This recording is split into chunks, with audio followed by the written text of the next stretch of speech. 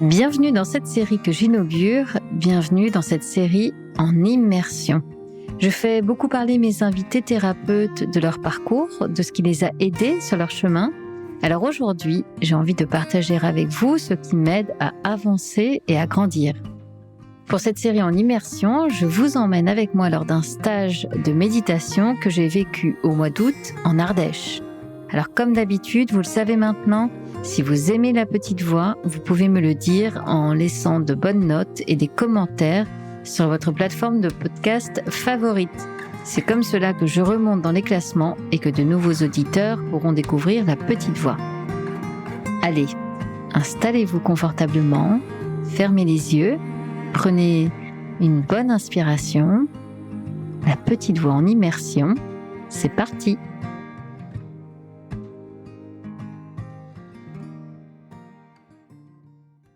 Hello, bonjour, c'est parti pour Est-ce qu'on en est au 6e jour de ce stage de méditation? 6e épisode, je ne sais plus. Je vous renvoie au nom de cet épisode, vous aurez l'info plus rapidement et mieux que moi. Alors, nous sommes aujourd'hui le jeudi 10 août et il est 23h23. Oh, les dieux sont avec nous, peut-être, ou pas. C'était une sacrée journée. Ça a été un peu dur ce matin, je dois vous avouer. Je vais vous en parler un petit peu plus. L'après-midi m'a permis de reprendre quelques forces avant de rattaquer là ce soir. Je vous réexpliquerai comment.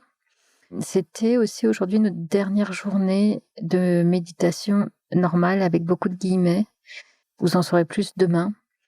Peut-être une petite explication aussi avant de commencer. Je me rends compte que je ne vous ai pas dit pourquoi, mais sur les titres des épisodes que vous voyez chaque jour, en l'occurrence aujourd'hui, s'autoriser, en fait ça correspond à mon intention du jour. C'est quelque chose que Sandrine nous demande de faire en méditation, de trouver, qu'est-ce qui nous vient pour aujourd'hui. Eh bien pour aujourd'hui, moi c'était s'autoriser. Je vous laisse découvrir ce que j'ai vécu, vous me direz si je me suis autorisée ou pas.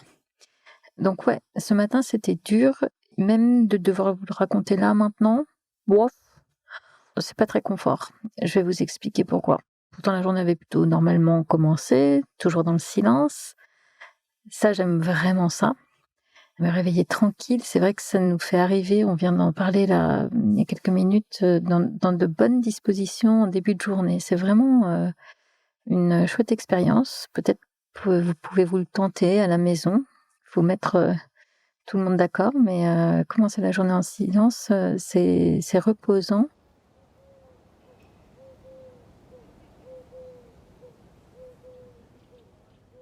Et puis, il y a ces quelques étirements un peu doux de yoga qu'on fait en extérieur qui sont toujours très agréables.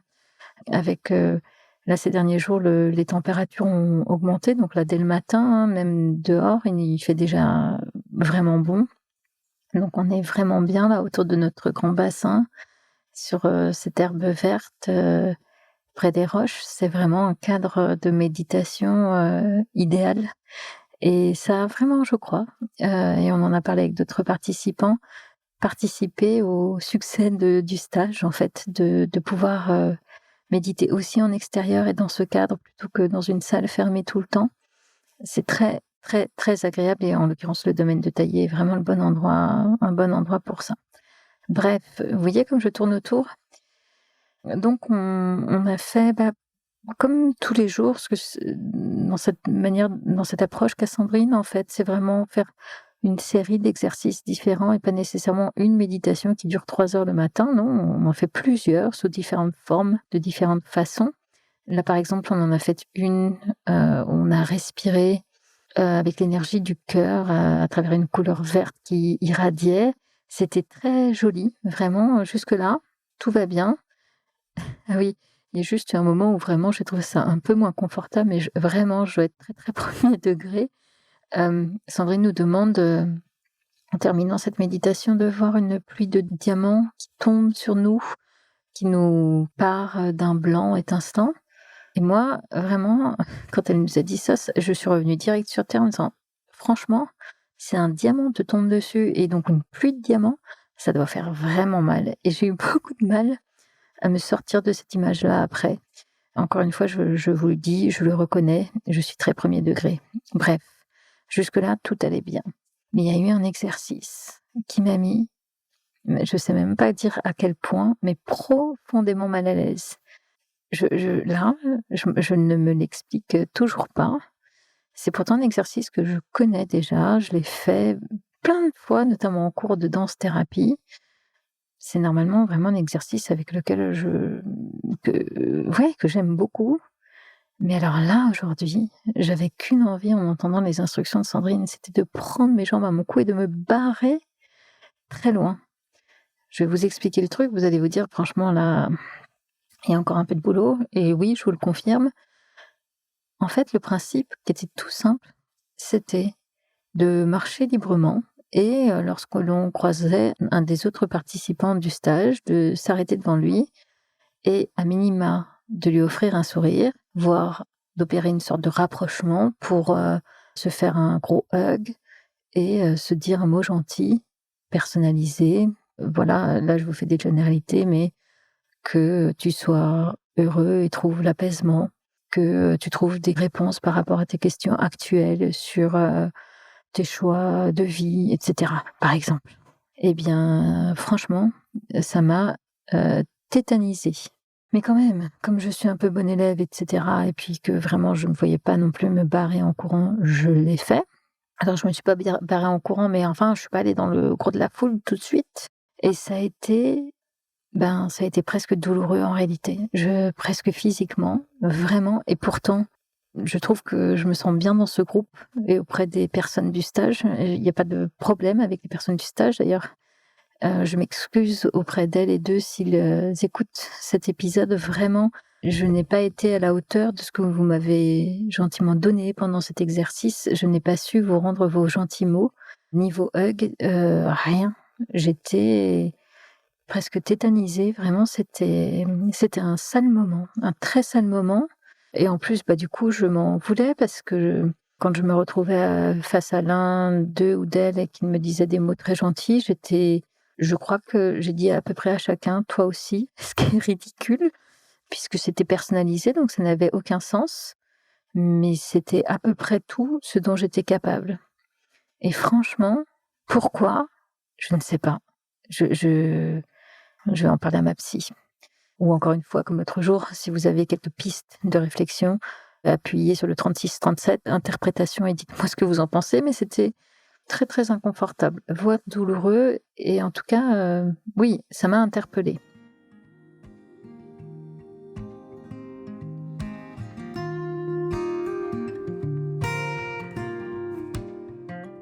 Et puis, après ça, on a fait un autre exercice, on va dire, mais vous savez, je vous en ai déjà parlé, c'est un petit cercle de parole et ça, on a vraiment chaque journée du stage, on a terminé la matinée là-dessus, avec un thème qui nous est proposé, par Sandrine et puis on se met 3 par 3, en essayant chaque jour évidemment d'aller vers de nouvelles personnes. Et puis, aujourd'hui, c'était la dernière. Alors c'est vrai, moi je me suis rapprochée de 2 personnes, avec lesquelles je me sentais particulièrement connectée et avec lesquelles j'avais pas encore fait l'exercice, donc j'avais envie de le partager avec elles et waouh! Bah, je m'attendais pas à ça, quoi. Alors vraiment cet exercice, pour le coup, est chouette et souvent touchant, intéressant, mais comme si vous l'avez expérimenté, comme peuvent l'être des cercles de parole où on se retrouve dans notre humanité. On est souvent touché par les mots des autres, par ceux qu'ils traversent, par leur vulnérabilité et du coup, ça ouvre les portes, de la nôtre, en quelque sorte et j'ai beaucoup aimé vivre ça ces derniers jours avec les différents participants, mais on peut dire qu'aujourd'hui, on l'a vécu puissance, 1000. Avec ces 2 femmes, c'était waouh! Les mots me manquent, ce que je peux en dire, parce qu'il y a quand même plein de choses que je vais garder pour nous et pour, la beauté de ce moment partagé, mais ce que je peux en dire, c'est qu'il y a eu beaucoup de confidences, beaucoup de choses lourdes qui ont été déposées là, au milieu de notre petit groupe de femmes. Il y a eu des larmes, bien sûr et beaucoup de bienveillance aussi partagée, beaucoup d'amour finalement, à l'écoute, des autres. Beaucoup d'amour donné, beaucoup d'amour reçu Alors ça a duré, je ne sais pas, est-ce qu'on est resté peut-être 1 heure là avant le déjeuner? Mmh. Toujours est-il que, moi lors de cet exercice, c'était assez amusant à quel point en parlant d'un sujet un peu fragile pour moi en ce moment et sensible, à quel point ça a fait écho avec ce que je venais de vivre dans cet exercice-là de hug, que vraiment j'avais pas supporté et puis avec ma grande capacité à vouloir prendre la fuite quand ça me va pas, quoi. Ça m'a un peu confrontée à ça et quand je dis confrontée, ça le mot est un peu trop dur, en fait, parce que c'était, quand même tout en douceur, mais c'était. Voilà. Donc merci à mes 2 acolytes qui se reconnaîtront pour mmh, ce tendre, et très, très, très, très beau moment. Remuant quand même le moment, hein, mais ouais, c'était c'était très beau.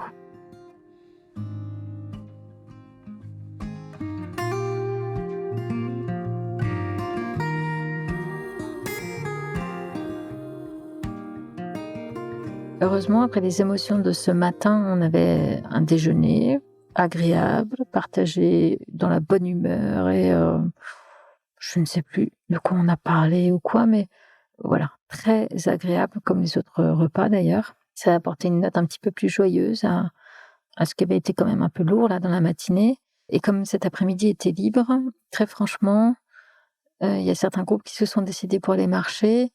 Moi, j'étais encore quand même bien secouée et remuée de ce matin. J'avais juste envie de prendre la fuite, en tout cas d'aller me cacher dans ma chambre et de juste me poser, pour une sieste et pour bouquiner et ça m'a fait du bien.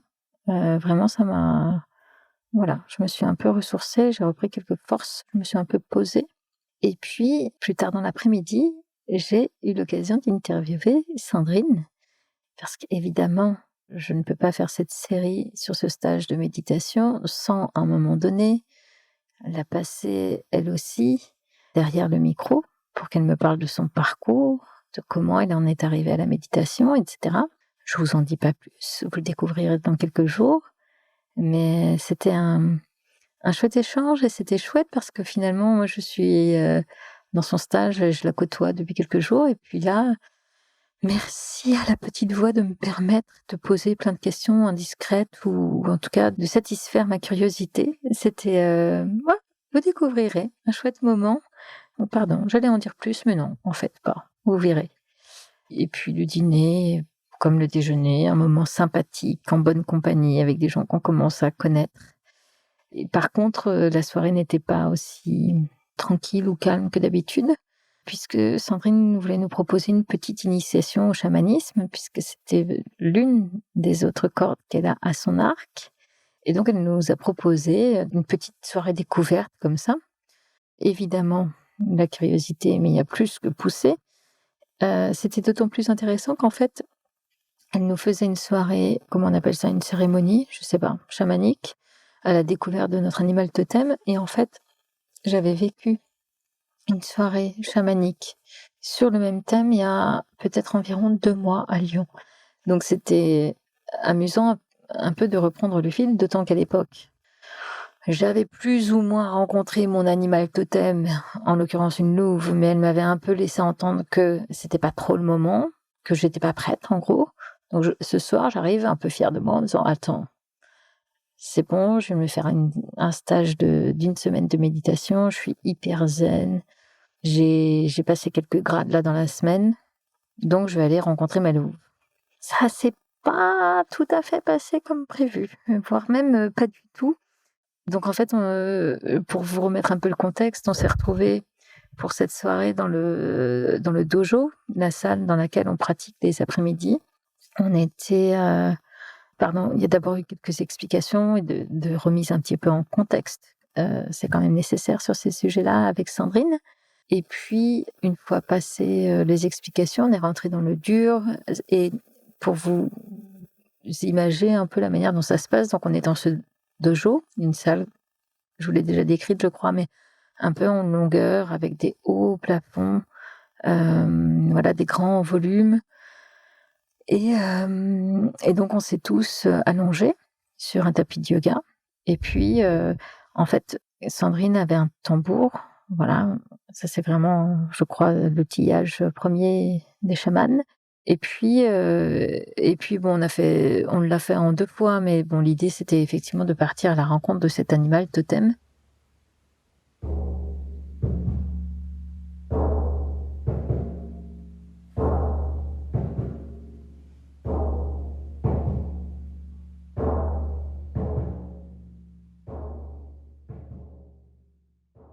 Et en fait, moi j'ai repris l'histoire là où je l'avais arrêtée, il y a 2 mois, je crois.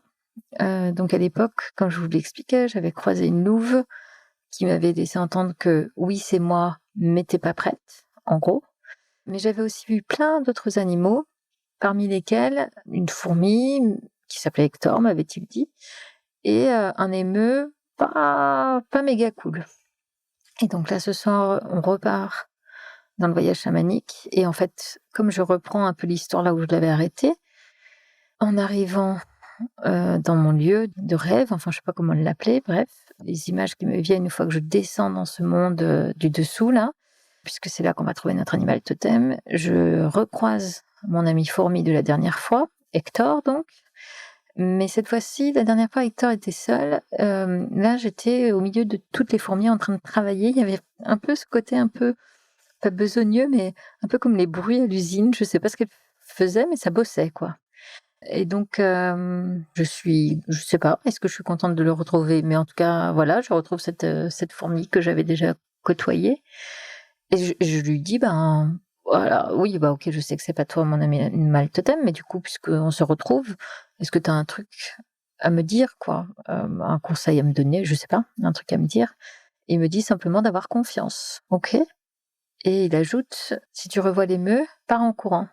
Et ça me chiffonne quand même, de devoir repartir en courant face à cet émeu. J'explique à la fourmi que, ben, moi, j'aimerais plutôt y aller, quoi. Je sens que j'ai un contentieux à régler avec cet émeu et que ce serait peut-être bien d'y aller. Bon, oui, OK, la fourmi dit OK et je dis: «En revanche, je pense que je vais avoir besoin d'aide». Sous-entendu, il va me falloir un animal pour m'aider. Toujours pas la louve, mais voilà.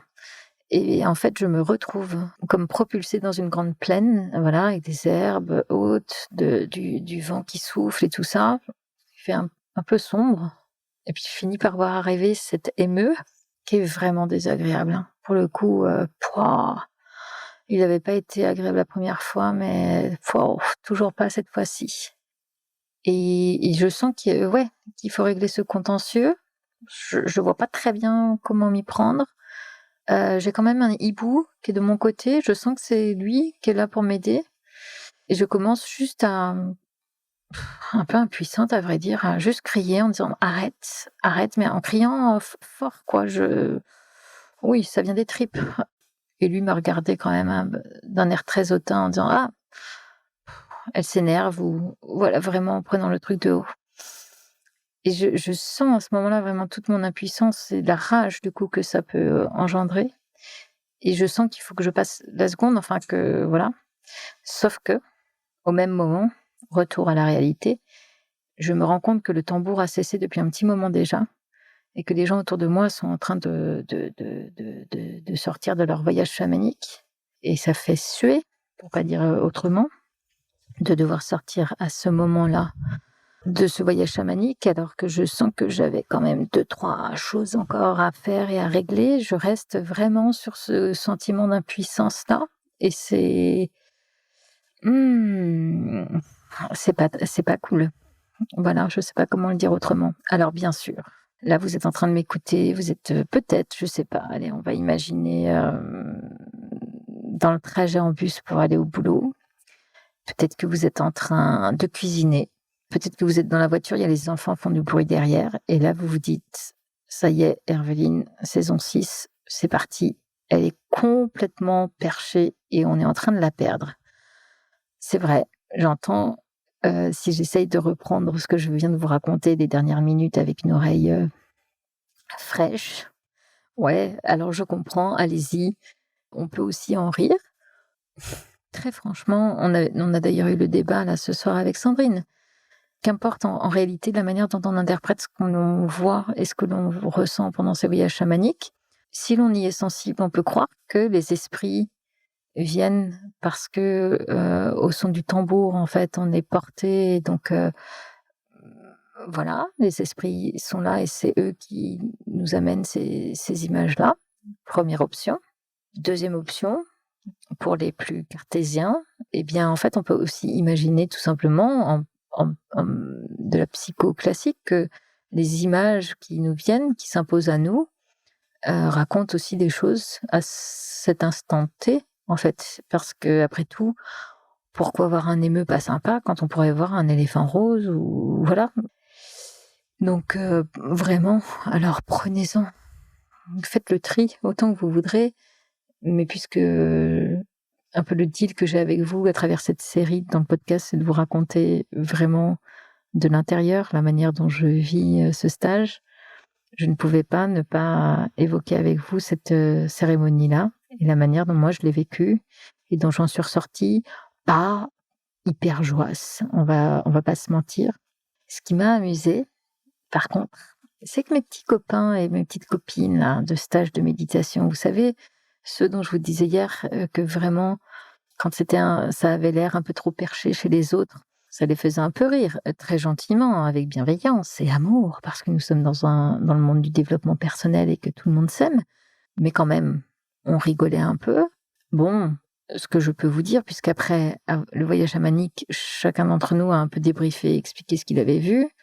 Bah, je sais pas où sont les plus perchés, ni de quel côté, parce que là, on a entendu parler de voyage sous l'eau avec des dauphins, de plancton phosphorescent dans un pays qui serait un mix de Martinique et de Japon.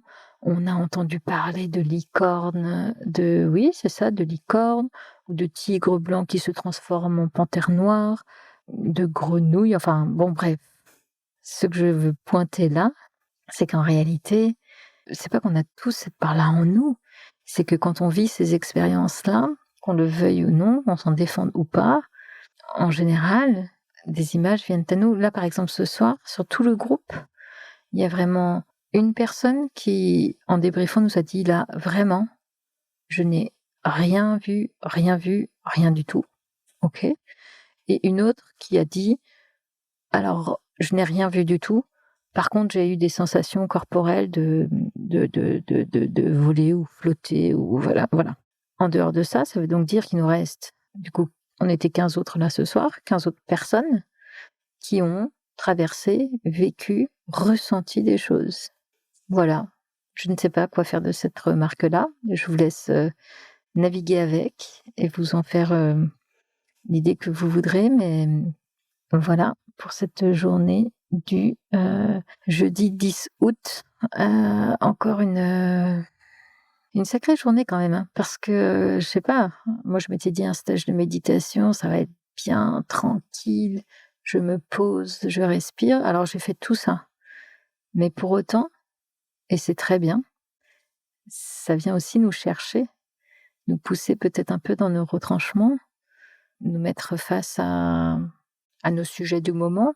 Donc merci, message reçu. De toute façon, on en reparle demain puisqu'on a une dernière journée de stage qui nous attend demain vendredi. Et donc je reprendrai le micro demain soir pour vous débriefer cette dernière journée qui, je le crois, va encore nous réserver quelques surprises. Je dis ça, je ne dis rien. Mais par contre, je vous dis à demain. Bye! Merci pour votre écoute et merci d'avoir partagé ce moment avec moi. Je vous donne rendez-vous demain pour la suite. Si vous souhaitez prolonger l'échange, voir les photos de ce stage, alors je vous donne rendez-vous sur Instagram et Facebook. Vous me trouverez tout simplement en recherchant La Petite Voix, le podcast. À bientôt!